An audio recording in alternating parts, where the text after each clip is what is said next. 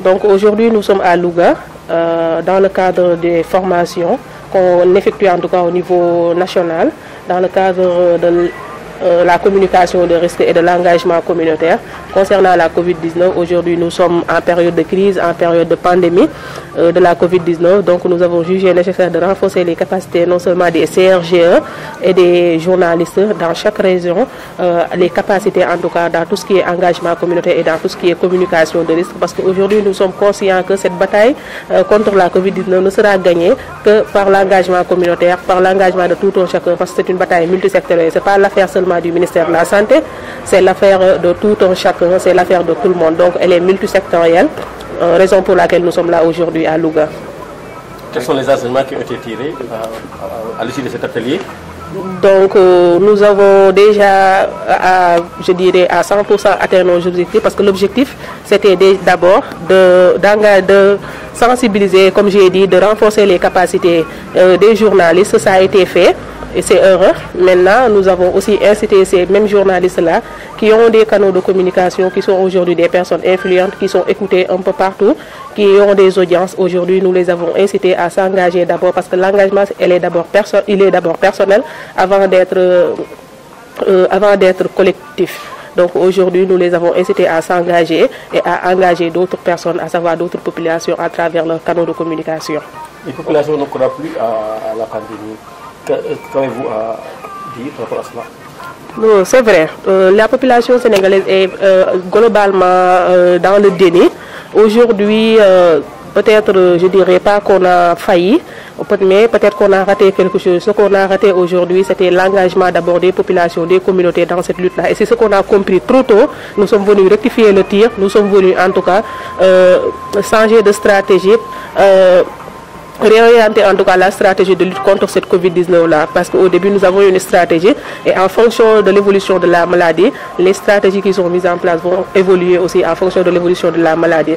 Donc c'est la raison pour laquelle nous sommes là. Les populations sont dans le déni certes, mais on a nous l'obligation avec d'autres partenaires, avec d'autres secteurs, de regagner la confiance des Sénégalais non seulement, mais de les engager dans la lutte et leur faire comprendre que la Covid elle est toujours là. Et donc la seule manière de nous en débarrasser, c'est l'engagement communautaire et la prévention individuelle d'abord, la prévention collective. Pouvez-vous revenir sur les détails de cette stratégie-là? Donc aujourd'hui, c'est d'abord d'impliquer, comme je disais, tout un chacun, de consulter les communautés, de les impliquer, de les informer en temps réel, de les engager dans tout ce que nous faisons, d'identifier parmi les communautés les personnes qui sont mises à même de porter notre message, ces personnes-là qui sont habilitées à communiquer. Aujourd'hui, nous allons identifier quelles sont les personnes ressources à qui on va faire porter les messages pour en tout cas à travers ces personnes-là, là c'est le message que nous voulons que les populations adoptent.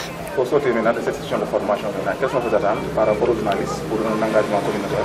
Bon, je le disais tantôt, ce qu'on attend des journalistes aujourd'hui, c'est que voilà, qu'ils s'engagent déjà dans la lutte. Comme on vous félicite d'abord parce que vous l'avez compris dès le départ, vous vous êtes engagé à accompagner les autorités sanitaires, à accompagner les autorités étatiques aujourd'hui dans cette lutte-là.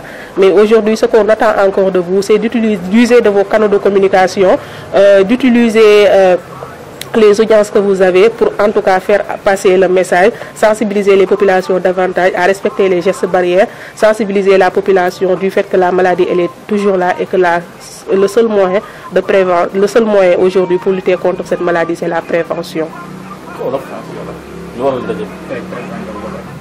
Man Ndeye Dib Faye laa tudd, maa ngi nekk au niveau du ministère de la Santé et de l'Action sociale, cellule de communication ci cabinet ministre. Donc tey dañu ñëwoon Louga comme ni ñu ko defee ci yeneen régions yi ak yeneen collègues dañu ñëwoon tey pour sensibiliser, pour partager, pour échanger ak journalistes yi ci engagement communautaire ak communication de risque ci wàllum feebar bi nga xamante ne moom moo ñu dal tey mooy Covid-19. Donc tey am na stratégie yoo xamante ne teg nañ ko mais day évoluer en fonction de feebar bi ni muy évoluer li ñu xam ne tey tamit am na liggéey boo xam ne jotoon nañ ko def mu porter ay fruits am mais tey beneen stratégie bi ñu mettre en place mooy engagement communautaire tey ji engagé communauté yi engagé population yi tey ñu demal seen bopp influencer leen aujourd'hui à ce que ñu porter seen bopp xeex bi ba nga xamante ne dinañ ko mën a gagner parce que ñoom ñoo mën a tax quand même ñu gagner xeex bi il faut ku ci nekk dugal ci loxoom parce que xeex bi du xeexu ministère de la santé kese du xeexu état xeexu ñëpp la c'est multisectoriel donc population bi état bi ministère de la santé ñun ñëpp ci war a dugal suñu loxo aujourd'hui pour ñu mën a gagner guerre bi. tey lan ngeen xaar ci journaliste yi formation bi. donc li ñuy xaar ci journaliste yi maa ngi koy wax léegi mooy tey ñu utiliser ñi nga xam ne ñu ngi leen di déglu ñu utiliser seen ay canaux de communication mooy seen ay organes tey jii pour mën a atteindre le maximum de personnes mën leen a sensibiliser mën leen a xamal ne feebar bi mi ngi fi mën leen a xamal ne leen rek moo ñu mën a muccal ci feebar bi mooy prévention respecter li nga xam ne moom la ñuy wax mooy takk masque yi raxas loxo yi moytu donc loolu la ñuy xaar ci journalistes yi ñu gën a accentuer en tout cas seen communication ci sensibilisation ak prévention. loo xam ci ñàkk gëmu feebar bi ci lenn ci askan wi. donc c'est vrai population bi dans sa majorité tey gëmuñu ne gëmatuñ ne feebar bi am na mais tey jii dañ leen di wax ne rek feebar bi mi ngi fi ba léegi donc fexe en tout cas regagner confiance boobu noonu xëy na am na foo xamante loo xamante ne def nañ ko lu tax population yi gëmatuñ ne feebar bi am na donc ñun tamit am nañ obligation defaat de sorte que tey population yi xam ne feebar bi am na parce que loolu mooy suñu rôle ci biir feebar bi am na boobu noonu engagé leen aussi à ce que ñu respecté li nga xamante ne moom la leen di ministère de la santé di digal ak autorités sanitaires yi feebar bi mi ngi fi nañu takk masque yi nañu takk loxo yi yombul nag xamuñu kañ lay jeex mais nañu gën a góorgóorlu gën a farluwaat gën a def attention parce que loolu rek moom moo ñu ciy mën a génnee donc ñu ciy woo ñëpp di ci woo journaliste di ci woo acteurs yëpp parce que comme ni ma ko waxee xeex bi xeexu ñëpp la du xeexu kenn du xeexu ñaari nit xeexu Sénégal yëpp la. La prochaine étape c'est quoi? Donc la prochaine étape aujourd'hui nous sommes là, donc nous allons dans chaque région, après avoir fait les formations, nous avons un plan d'action, un plan de communication, un plan de CREC que nous allons présenter à nos autorités parce que nous sommes là en tant que missionnaires. Donc nous avons le devoir et l'obligation de rendre compte. Nous allons retourner le plan de CREC qui a été élaboré au niveau régional que nous allons donner à nos autorités. Maintenant, ils vont l'utiliser à leur fin, essayer en tout cas d'impliquer tout un chacun dans ce plan CREC-là afin de gagner la guerre.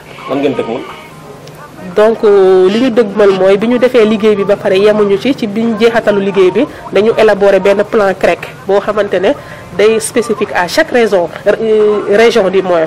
Donc ku ci nekk da nga defal sa plan CREC bu ñu paree comme ñun dañ fi ñëw naan tant que ay ndaw yu ñu yónni bu ñu delluwaatee tam ña ñu yónni woon dinañ jël plan CREC boobu noonu jébbal leen ko léegi ñoom ñooy après bu ko defee ñu mën ko dérouler ak ñi nga xamante ne ñoom lañ ci war a boole ñëpp bu ko defee ñu mën a gañ a xeex bi. Coronavirus